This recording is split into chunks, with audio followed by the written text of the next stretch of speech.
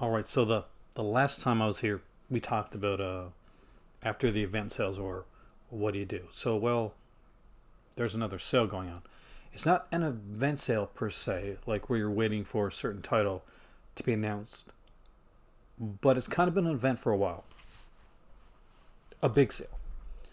And as Logan Toxic would put it, it's the Criterion sale. The Criterion sale. The Criterion sale. Sorry, Logan, for butchering your song, which I totally did. But what I thought I'd do tonight is to show you some different types of releases that come out from Criterion. And I know there's been times that I've said, well, Criterion's okay, Criterion's a little bit overhyped. But here's the thing. When Criterion does it right, like really does it right, and they do it right a lot, when the stars align, magic happens. Now, Criterion has lived a long time being the people that did the commentaries, the guys that really started putting features into releases, to examining and analyzing films. And as you guys know, I don't consider myself a film reviewer as much as a film analyst. I enjoy and love the art of cinema. So what I've done is I've chosen some choices that I think are really cool Criterion releases that, if you haven't checked it out, definitely check it out. If you got it on your shelf and you haven't watched it yet, because if you're like me, you get a few movies that you get caught behind on. Well, let's move these closer to the top of the watch pile. And let's start with a cool little Frankenheimer film called, can you guess it? I'm sure you can. Seconds. So Seconds is an excellent little film, and this will probably be one of the ones that I will talk about the most. A lot of these I'm going to cursory go over, because with Criterion, it's one of those companies that you can safely blind buy, and you're pretty safe with what you get, because when they say it's a film school in a box, and some of the most important films that were ever made, it's not really too much hyperbole. They really do put out some of the most important films ever made. And if you do study some of the greats, and the more the greats that you study, and also actually any film that you study can help you out. But obviously, studying the masters is a great start on your way to whatever you want to do. Film school, directing, acting, producing, mime, whatever. But Frankenheimer Seconds is an excellent little film. It is a science fiction film. It kind of runs like a longer Twilight Zone episode, and something that I saw sort of kind of similar in a Ray Bradbury story once, but done a wee bit differently. Anyway, so basically there's this older man, and he's got this humdrum type life. He's pretty much just going through the motions. Him and his spouse, really, they're there and they're existing, but that's pretty much it. And he gets the chance to kind of start over, to start fresh in a younger, fresher, newer body. But what happens when you start fresh in a new body, but you're still the same person on the inside that's kind of caught and stuck in the ways that you know and that you have, and all of a sudden you're kind of running with the younger crowd. It's different, it's unique, and it's Seconds, and it is brilliant. It is brilliantly shot, it's wonderfully acted, and it is utterly terrifying. And I think you'll really enjoy it.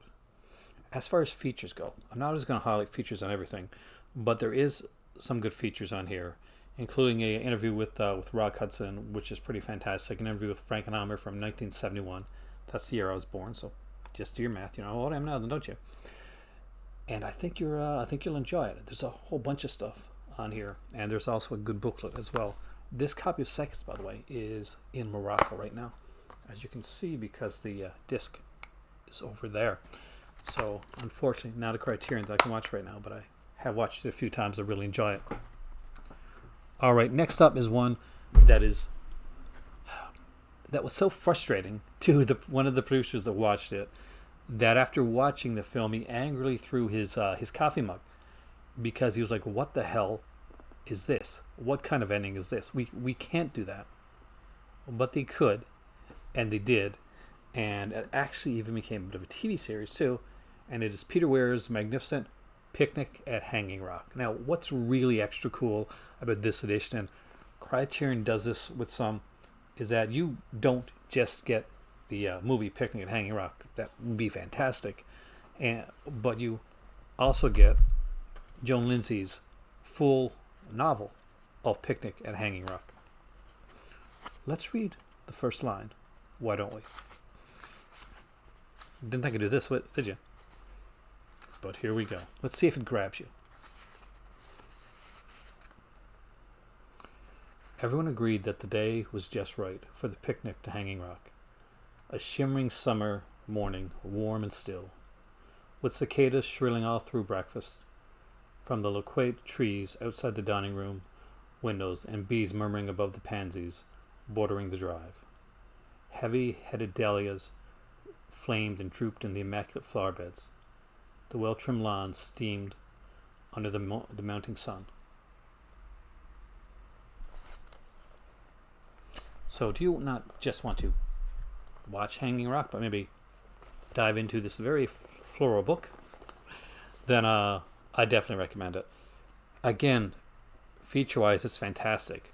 A new introduction with film scholar David Thompson is on here. There's an on-set documentary hosted by Lovell, featuring interviews with the actor Rachel Roberts and source novel author Joan Lindsay. There's an Homersdale, an award-winning black comedy by Weir. It's a pretty loaded release, and it's a really fun, beautiful, and challenging film that I recommend for any Criterion newcomer or somebody that is used to this. Probably one of my all-time favorite Criterions and one of my favorite films is a little thing by Robert Aldridge called Kiss Me Deadly, starring Ralph Meeker. This, well, first off, just look how brilliant this cover is. This is a kind of a noir, and it has that old school pulp like novel feel to it. The look of it is a very pulp novelesque. It has some great features too. Aside from being an amazing film, we get the 2005 documentary on the Kiss Me Deadly screenwriter AI. I'm probably going to pronounce this wrong, so I do apologize ahead of time. AI Bezaridis and Mike Hammer's Mickey Spillane. It was a 1998 documentary about the life and work of the author, Mickey Spillane, of course. It's got a brilliant little booklet in here, and even the booklet gives you a pulp novel type of look, because here you go. Look how amazing that looks. Look how sexy that is. And as always, Mike Hammer, he's got the charisma with the ladies, but sometimes that can be deadly. Did you just hear my Newfoundland accent really come through when I said the word deadly? Because I think I did. I think I really did. Okay, next up is one of the most brilliantly written films that I've ever watched in my entire life. The dialogue is crisp and snappy, and if you study film, you know what this film is already, more than likely. And that is a brilliantly, beautifully done Burt Lancaster, Tony Curtis film, Sweet Smell of Success. If you ever wanted to study film writing, specifically studying film writing, and editing too, you owe it to yourself to grab Sweet Smell of Success. It's probably one of the best written films that I've ever encountered, and it has some of the greatest dialogue that you're going to see in a film. That also is not hyperbole. It's fact. Again, this is a fantastic one. The Man Who Walked Away, McKendrick, which is based on director Alexander McKendrick, of course, who made this film right here. And it's we also get a documentary, 1973 documentary on James Wong Howe, the cinematographer, with film critic and historian Neil Gabler, featuring lighting tutorials. So think about that for a second. Not only are you getting one of the best written films that was ever made, with some of the greatest dialogue ever to grace the silver screen, but you're also getting a documentary about not just the director, but a documentary about the cinematographer and lighting techniques and tips from one of the great cinematographers of all time. So, film school in a box, I think this one really, really fits that criteria. Next up is a beautifully shot film, and people go back and forth on what their favorite, Pressburger and Powell film is. For me, it's Black Narcissus, and I know there's some amazingly fantastic, wonderful Pressburger and Powell films out there, and if you've never seen any of them, there are great ones to choose from. The Life and Death of Colonel Blimp, for instance. But Black Narcissus, really, this is not only is this just a beautiful cover, and really is, I'm trying not to get it too shiny there, but it is a beautiful film. This is a shot from the film. It's a sequence from the film, and I don't want to give anything away. I want you to go in this if you can do it, and you don't know anything about Black Narcissus. Go in blind, because it runs 101 minutes, and it just is such a visual treat with some nice little twists, but not twists. Sometimes you get a movie and there'll be like a twist or something, and it doesn't seem earned. But everything that happens in Black Narcissus seems like it's earned. It's something that you're gonna really let you kind of just let it wash over you. We got like Deborah Carr in this one here, Kathleen Byron and Flora Robson, and brilliant, just utterly brilliant in this with Jack Cardiff cinematography. So you cannot go wrong with Black Narcissus. It's a fantastic little film. I really enjoy it. I'm worried about as the stack piles up, is it going to like tip on me? Is it going to be like a Jenga type thing? All right, so the next one is one of the most brilliant covers that was ever put on a Criterion release, because it's utterly devastating, especially after you know the film.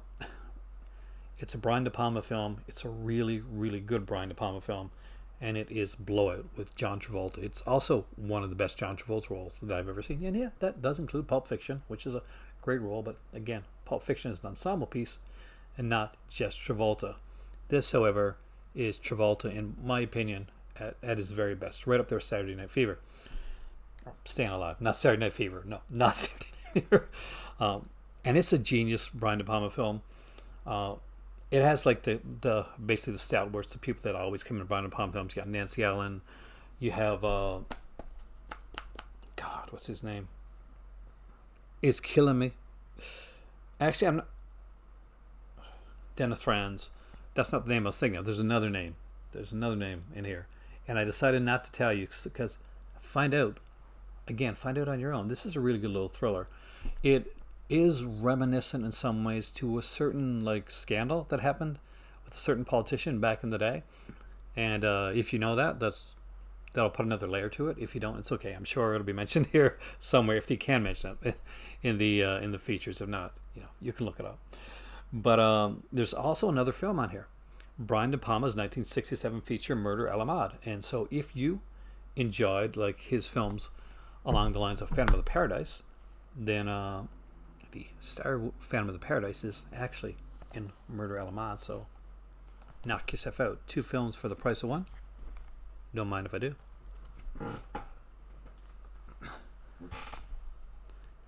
Next is a brilliant comedy with a dark undertone, and it's by Ernst Lubitsch, and it is Jack Benny and Carole Lombard, their final role, unfortunately, in To Be or Not to Be.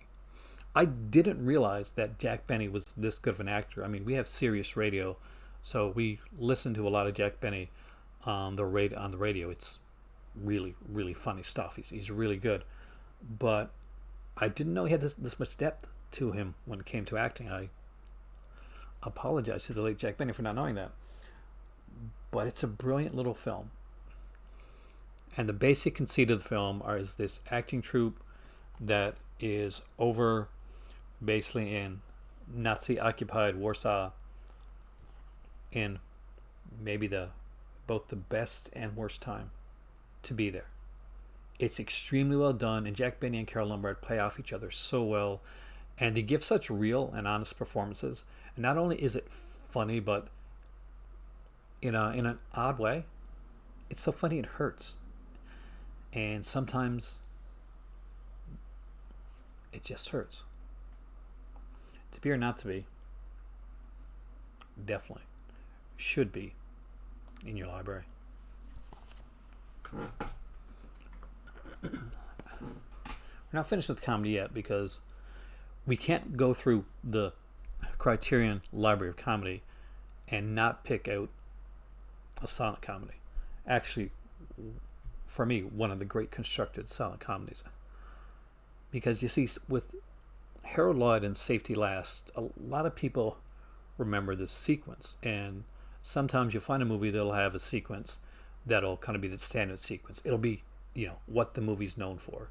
And eventually, the movie can get boiled down to a certain sequence.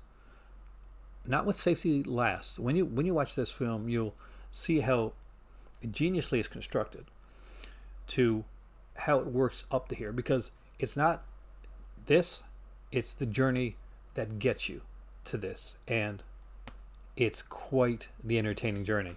Safety Last is a brilliant little film. It runs only 73 minutes long, so as silent films often were shorter, but you also get a 108-minute documentary on Harold Lloyd himself, the third genius, the one of the silent stars that unfortunately sometimes gets passed over. But thanks to Criterion, he has been finding his place, and for a silent star, finding his voice. We're getting there. My Jenga pile is getting higher. Okay, this is one I'm just going to say it's a gorgeous film. Check it out. That's the best way to go in, because it's Paul Schrader, and I absolutely adore Paul Schrader. I think he's a fantastic filmmaker, and I don't think there's a Paul Schrader film that I don't like. I really have to look, but this is one that for some reason gets passed on sometimes, and I gotta make sure I want to say this right. Mishima, A Life in 4 Chapters. So this again has some brilliant features on here, including 2 alternate English narrations of the film, one by actor Roy Schrader, the of course infamous from Jaws. Audio commentaries from 2006 with Schrader. There's interviews from 2006, 2007, and basically the best way I can say it is literally just to read off the box, which I often don't like to do. But Paul Schrader's visually stunning collage-like portrait of the acclaimed Japanese author and playwright Yukio Mishima, played by Ken Agata, investigates the inner turmoil and contradictions of a man who attempted the impossible task of finding harmony among self, art, and society. And it is brilliantly done with some amazing features, and everybody just owes it to themselves to have more Paul Schrader in their life. One of my favorite little films by Renee Clement and starring the great Elaine Delon is Purple Noon, the very first version of a little book called The Talented Mr. Ripley. This was the original version of that. So you've probably seen the newer version of this one. This one came out in 1960, and it has some fantastic features on here, including interviews with the novelist herself, Patricia Highsmith, and of course, for those who are Hitchcock fans, then Hitchcock was very upset that he didn't get The Talented Mr. Ripley, but he went out and grabbed her next novel because he wasn't going to make that mistake again. And that next novel became one of Hitchcock's greatest films, which is Strangers on a Train. But check out Purple Noon because it is one fastic. It is so good, I'm forgetting consonants in my word. Fantastic piece of cinema. My chair is creaking too. You can't do one of these without putting some Kubrick here, because it's Kubrick. We all love him, but this here especially. So if you're a fan of Chris Nolan and you really like the Dark Knight, for instance, you want to find out where some of those sequences came from, especially the opening sequence with the bank robbery and the Joker. Well, Welcome to the Killing, a fantastic little film noir. And not only that, but with Sterling Hayden, but it has a second film on here called Killer's Kiss, and it gets its own disc and its own video appreciation. Both of these get like high def transfers on here, and honestly, I cannot wait to get to Morocco and dive into this one again, because I really, really do love this one, and it's been a long time since I've seen it, and I just love me some Stanley Kubrick, especially this style. Might as well bring the last two over, right? So let's go with a foreign film, but don't turn it off because I said foreign film. There's a biggie right at the end, and this is a good one. I promise you, this is a cool film. I know you don't all like subtitles. That's okay. The next two are foreign. No, stay. These are good films. I'm telling you, these are really good films. So we'll start out with Classe Touriste. This is Lino Ventura and the great Jean-Paul Belmondo, who was like the charming like French guy, along with Lino Ventura, who was pretty much the Humphrey Bogart of his era and of France. He was a tough guy. He played a lot of mobsters, and in all honesty, he played a lot of them because the dude looked like a mobster. He was one of those guys where basically, his lot in life as an actor was like, here, look at the guy right here. Come on. Doesn't he look like Bob Hoskins, right? He's one of those guys that just has that look about him. And this is a really genius film. It's actually based on a true story. And pretty much it's got a gangland chief, Abel Devas, who's been hiding at Milan with his kids for about 10 years or so, and he's tired, he's sick, but he just wants to get out of it, live his own life, and so he comes out of hiding with his kids, and he realizes that he may have made a great grave mistake, because there is no honor among thieves, and he finds that out really, really quickly, which has him rushing to make sure everything can work out well in the end. And can it? Maybe, maybe not. You got to watch it. See, I told you it was a good film. All right, one fell over there. It would, because I could cleverly edit this, but I'm not going to do that because we're just going to go with this. But this is by Henri Georges Clouzot, and it is an utterly brilliant film, and it is Diabolique. Diabolique is one of those movies that if you've never seen it, you've heard of it. If you've never heard of it, it's been referenced in a movie that you have seen. And for some people watching it now, it's like, oh, I've seen this done before, but this was the way that did it. This was one that did it originally. It is a French film. It is brilliantly shot, and after you watch it with some friends, because the actual ending of the film, leaves a little bit to be talked about. Some people everybody has a theory when it comes to the ending of this film. Whether, well, I can't tell you because you got to watch it. Maybe we'll talk about it in the future. Maybe we'll do a little Criterion Club and talk about a couple of these films in the future. So here, hold on.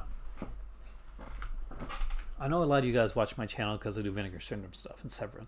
So recently Vinegar Syndrome put out Scanners Cop and Scanners Cop 2. But if you've never experienced the original Scanners, it's right here in its glory from Criterion, and they do a amazing job with this. Michael Ironside is by far the great actor in this film. For you Canadians out there, though, watch for a explosive cameo from Canadian actor and screenwriter Louis de Grande.